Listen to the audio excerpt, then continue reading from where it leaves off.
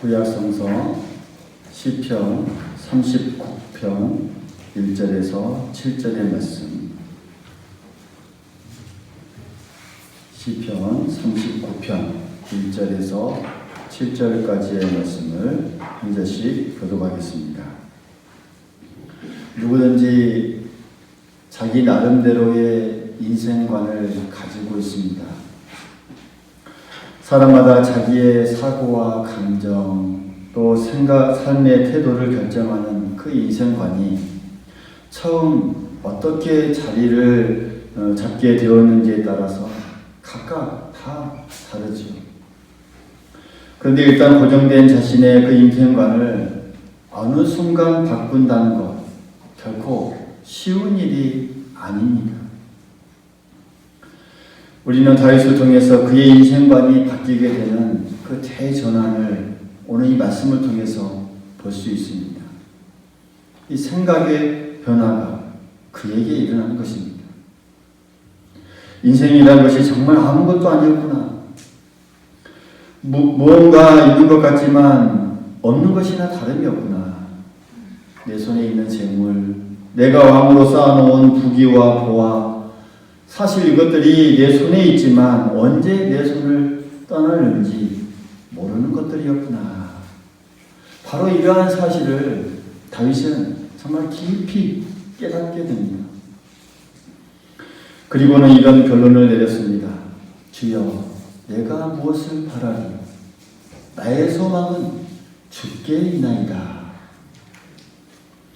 그래서 그의 마음을 이제는 세상에서 떼어서 하나님께 돌렸습니다.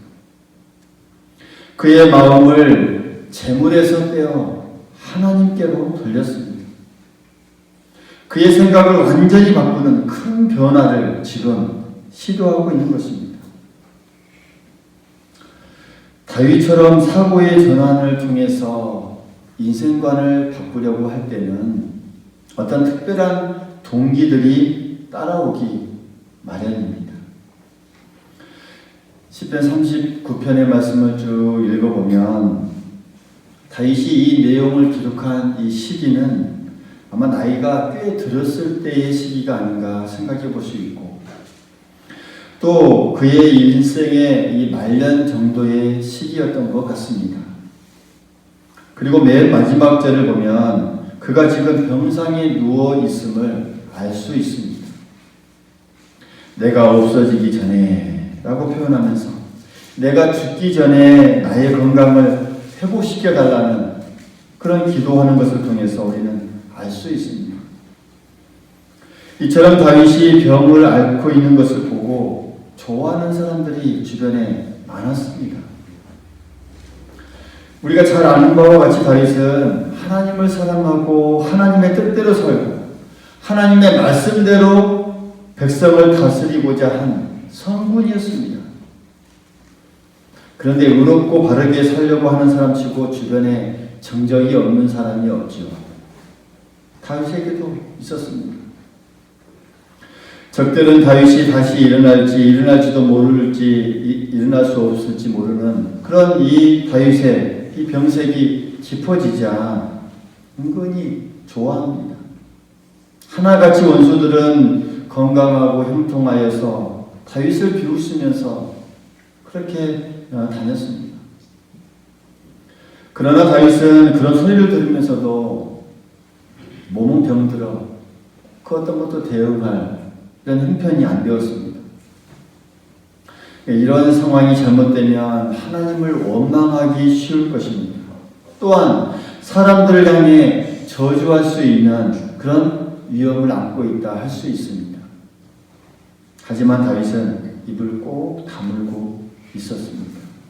마음속으로는 내가 이러다가 죽는 것이 아닐까 하는 그 두려움도 있었을 것이고, 동시에 내가 왜 이렇게 되었을까? 하나님이 계신다면 내가 왜 이 모양이 되었지? 하고 자기도 모르게 원망이 목에까지 차올랐습니다.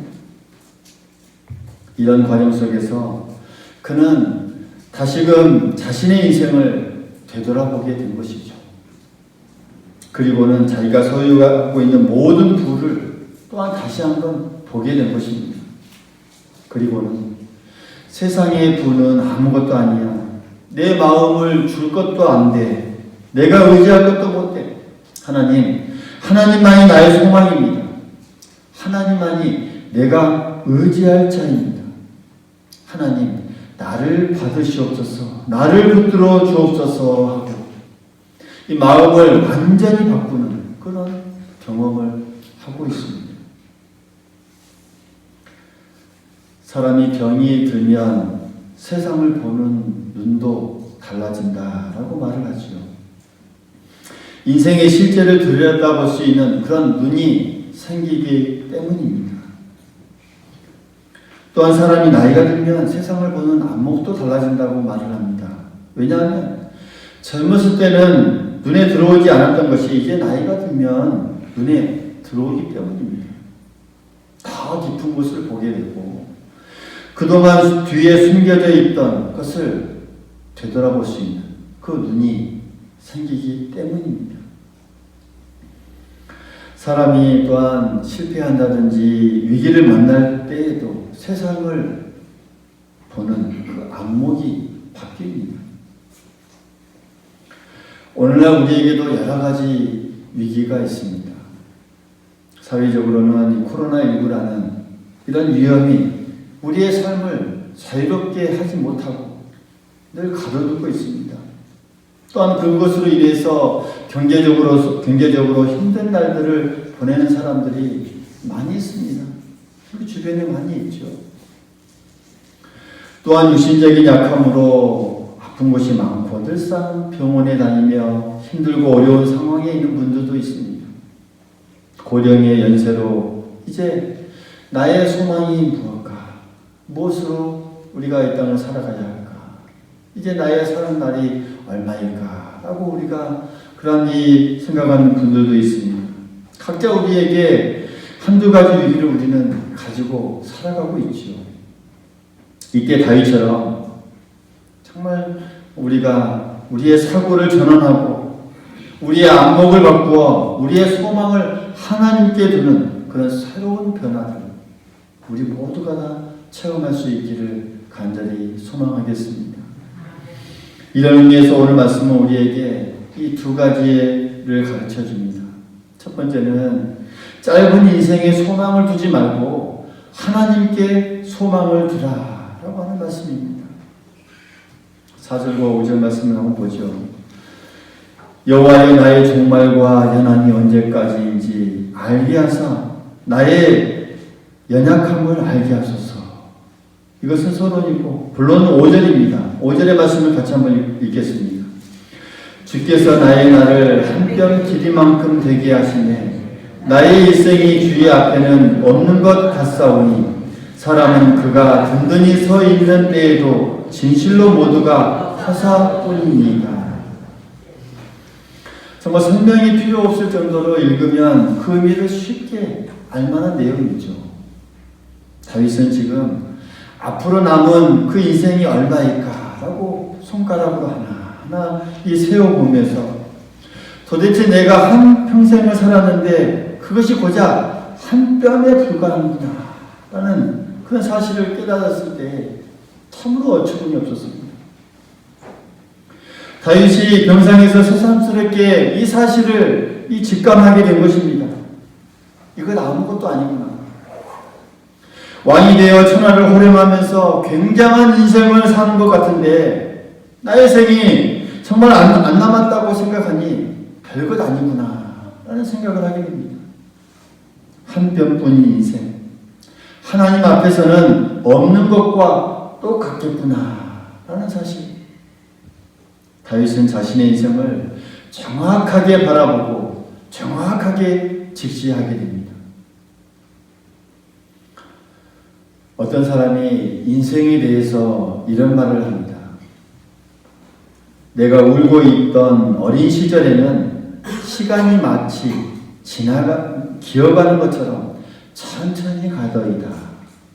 그런데 내가 꿈을 꾸며 이야기하던 소년 시절에는 시간이 빠른 걸음처럼 지나가더이다. 내가 청년이 되어 젊음의 아름다움을 자랑할 때에는 시간이 마치 뛰어가는 것처럼 지나가더이다. 내가 장년이 되어 힘과 자신감을 가지고 열심히 뛸 때에는 시간이 마치 구름처럼 날아가더이다. 이제 내 머리에 흰서리가 앉고 노인이 되자 시간이 이미 나에게 지나가 버린 것을 알았습니다. 그래서 60이 넘자 1년이 새롭고 70이 넘자 한 달이 새롭고 80이 넘자 하루하루가 새롭도다 라고 말하는 우리가 이 말을 보면서 참 묘한 말 같이 여겨지지만 이것이 진리입니다. 우리의 생을 되돌아보면 성경 말씀이 얼마나 진리인가를 우리가 정확하게 느낄 수 있습니다. 저도 여러분에 비하면 아직 한참이지만 가끔 곰곰이 생각할 때면 정말 실감이 날 때가 너무나도 많습니다. 인간의 유한성은 누구도 부인할 수 없습니다. 어떤 방법으로도 해결할 수 없는 우리 인간의 문제이고 현실입니다. 다윗이 이 사실을 직시하고 정말 실제적으로 깨닫습니다. 입으로만 말로만 깨닫는 것이 아니라 온 영혼이 진동할 정도로 이 사실을 깊이 깨닫게 됩니다. 그러므로 우리도 다윗처럼 눈을 돌려야 합니다. 세상을 향하던 이 내 눈을 돌려서 하나님을 바라볼 수 있어야 합니다. 세상을 보되 내 입장에서 보지 않고 하나님 편에서 세상을 보는 것입니다. 삶의 초점을 인생에 맞추지 않고 하나님께 초점을 맞추어 세상을 보는 것입니다. 그래서 우리는 이렇게 고백할 수 있습니다. 하나님이여, 나의 소망은 주께 있나이다. 주님 편에서 세상을 보고 주 안에서 인생의 모든 것을 해석하기를 원합니다. 나의 인생은 주님으로부터 시작해서 주님으로부터 마치기를 원하나이다. 이렇게 기도하는 우리 모두가 될 수 있기를 바라겠습니다. 이런 고백이 우리의 삶 속에서 날마다 넘쳐날 수 있기를 바라겠습니다. 우리의 사고를 전환시키고 우리의 마음을 바꾸어야 합니다. 그래서 헛된 세상에 우리의 마음을 집중하지 말고 영원하신 하나님 앞에 우리의 마음을 드리고 또 드려야 합니다.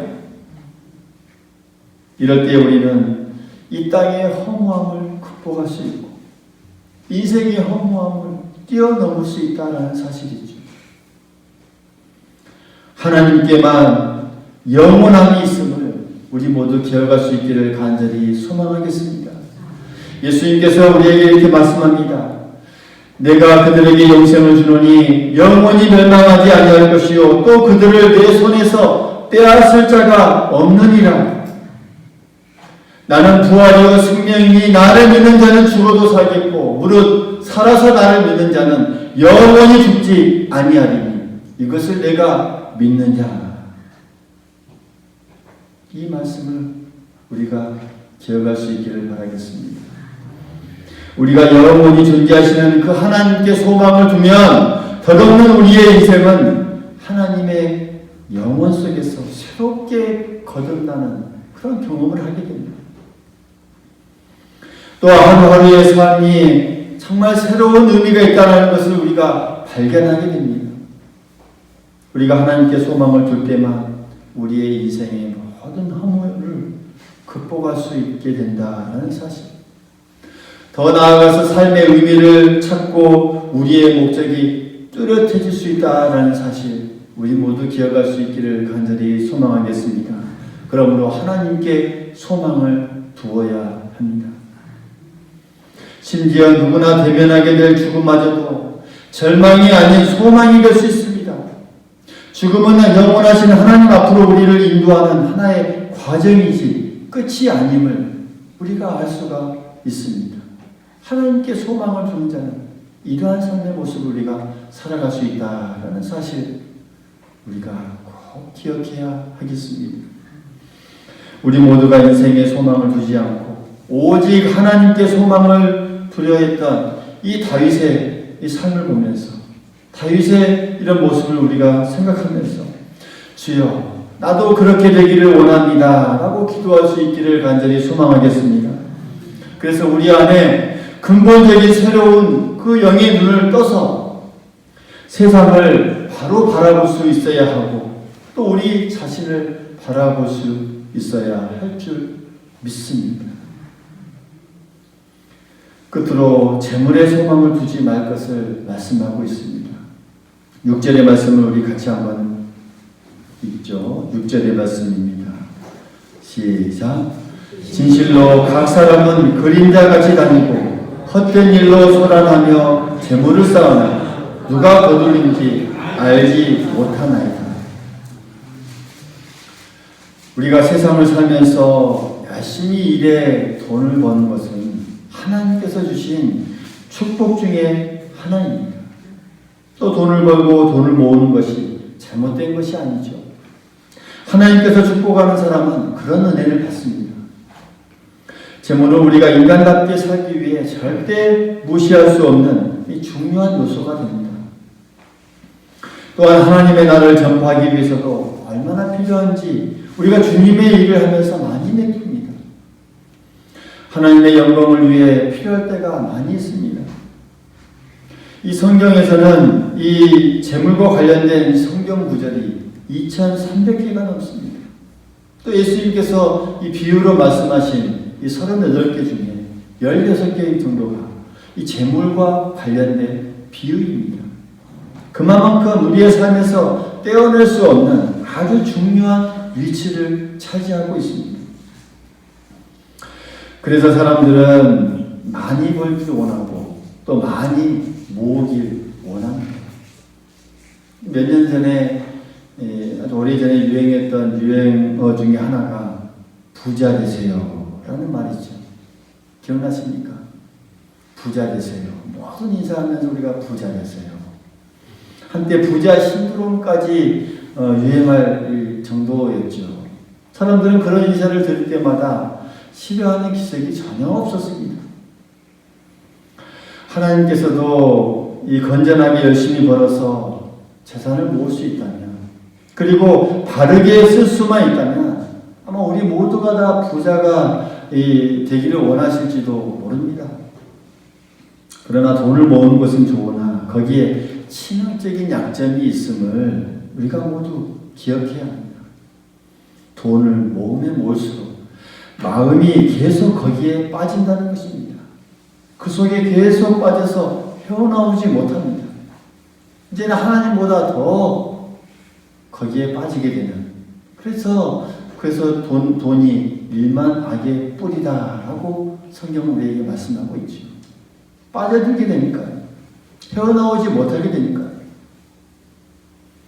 또한 한 가지 취약점은 일단 내 손에 들어오면 내 것이다 라고 착각하게 만든다는 것이죠. 영혼이 내 손에서 떠나지 않을 것 같은 그 착각을 하게끔 만듭니다. 많은 사람들이 여기에 속아 그렇게 열심히 벌어놓은 그 돈을 보람있게 한번 쓰지 못하고 그냥 놔두고 가버립니다. 결국 후손들이 그 돈을 가지게 되는데 그들도 별 볼 일 없게 만들거니와 얼마 안 돼서 그 돈이 누구에 가버리는지 모르는 그런 허황된 인생을 살고 끝내버립니다. 오늘 6절 말씀에서 말씀하신 내용이 바로 이 말씀입니다. 누가 거둘린지 알지 못하나이다. 다윗은 그것을 알았던 것이죠. 깨달았던 것이죠. 다윗이 살던 시대에도 오늘 우리 이 시대에도 주변에 이런 사람들이 너무나 많다라는 그런 사실입니다. 유명한 소설가인 오 헨리가 쓴 단편 소설에 보면 이런 내용이 나옵니다. 돈이 우리를 만족시킬 수 있는 것은 우리 인생의 12분의 1밖에 되지 않는다라고 말하고 있습니다. 어떤 사람이 그 내용에 보면 이 가난하게 살다가 갑자기 정말 엄청난 막대한 유산을 물려받게 되고 이 한꺼번에 돈이 들어오자 쓰고 싶은 대로 돈을 썼는데 한 달 동안 실컷 쓰고 나자 그 다음에 따라오는 이 허무감을 감당하지 못해 결국 자살하고 말았다는 그런 내용의 소설입니다.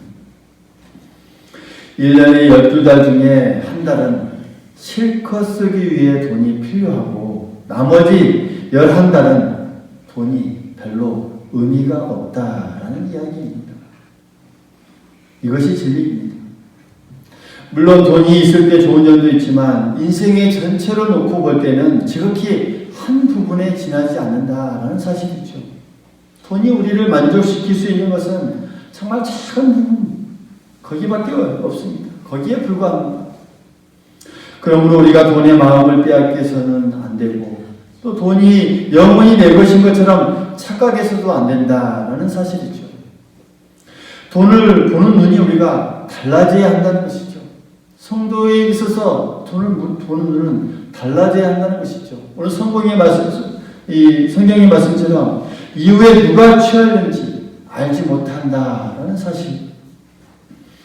우리는 다윗처럼 이렇게 고백할 수 있어야 합니다. 하나님, 이제 재물이 내 마음을 빼앗기기를, 그 재물에 내 마음을 빼앗기기를 원하지 않습니다. 재물의 소망을 두기를 원하지 않습니다. 주여, 나의 소망은 주께 있나이다. 이 말씀. 초기 기독교의 신학자인 오리겐이라는 이 분이 있습니다. 이분이 재물에 대해서 이렇게 말했습니다. 예수 믿는 사람은 땅의 재물을 취하여서 하늘의 통화로 바꾸는 이 환전상과 같다라고 말했습니다. 무슨 말이냐면 우리가 해외나 이 다른 나라에 가게 돼서 그곳에 가서 우리가 가지고 있는 이 돈을 그곳에서 쓰려고 하면 어떻게 합니까? 우리가 가지고 있는 돈을 그 나라의 돈으로, 그 나라의 화폐로 바꾸게 되죠. 환전하게 되죠. 마찬가지로 성도가 하나님 앞에서 이 재물을 축복으로 받습니다. 그 재물을 어떻게 해야 할까요? 우리의 인생은 한 뼘도 안 되는 인생입니다. 그러나 우리에게는 영원한 나라가 기다리고 있습니다. 따라서 잠깐 있다가 가는 이 세상에서 얻은 그 재물은 영원한 나라에서 영원히 쓸 수 있는 그 보화로, 하나님 나라에서 영원히 강체가 나는 그 보물로 바꿔야 한다라는 그런 말씀이죠. 그것은 곧 하나님의 영광을 위해 쓰는 것이고 선한 일을 위해 쓰는 것이고 또 사회에 기부하는 그런 일이 될 수가 있는 것이고 하나님의 큰 뜻을 발견하게 되면 그것을 위해 사용하는 것이 될 수가 있다는 사실이죠. 그래서 우리가 잘 사용하면 잠깐 있다가 없어지는 값없는 세상의 그 재물이 영원한 나라에서 영원히 통용되는 영원한 나라의 그 화폐로 바뀌는 것이다 라는 것을 분명하게 말씀하고 있습니다. 우리가 하나님께 소망을 두면 이처럼 우리의 물질도 이렇게 아름답고 가치 있는 것으로 변하게 된다라는 사실, 그 변할 수 있다라는 사실 우리 모두 기억할 수 있기를 간절히 소망하겠습니다. 오늘 말씀의 요점은 두 가지입니다. 우리의 인생은 짧고 허무합니다. 거기에 마음을 두지 말고 하나님께 소망을 두십시오. 할렐루야. 그러면 우리의 인생은 더욱더 큰 의미를 갖게 될 것이고 더욱더 이 목표를 갖게 될 것이다 라는 그런 말씀입니다. 그리고 세상의 재물 우리의 손에 있지만 우리 것이 아닙니다. 거기에 마음을 두지 말고 하나님께 소망을 두십시오. 그러면 이 재물이 영원한 나라에서 영원토록 가치를 바라는 그런 보물이 됐다라는 말씀입니다. 이런 축복을 우리가 다시 한번 오늘 이 말씀을 통해서 깊이 우리의 삶 속에 새길 수 있기를 간절히 소망하겠습니다. 우리가 어떤 인생관을 가지고 있고 어떤 재물관을 가지고 있는지 다시 한번 우리의 삶, 우리의 신앙을 되돌아보면서 이 말씀을 통해서 부족한 부분이 있다면 다시 깨닫는 말씀이 될 수 있기를 바라겠고, 또 이 말씀에 대해서 우리가 잘 지켜 행하고 있다면 그것으로 인하여서 우리가 하나님께 감사할 수 있기를 간절히 소망하겠습니다. 그래서 앞으로 이 말씀대로 살겠다라고 우리가 하나님 앞에 약속하고, 또 그것을 통하여서 힘찬 발걸음으로 한 걸음 한 걸음 발걸음을 내딛는 우리의 인생, 또 앞으로의 삶이 될 수 있기를 간절히 소망하겠습니다. 이제 기도합니다.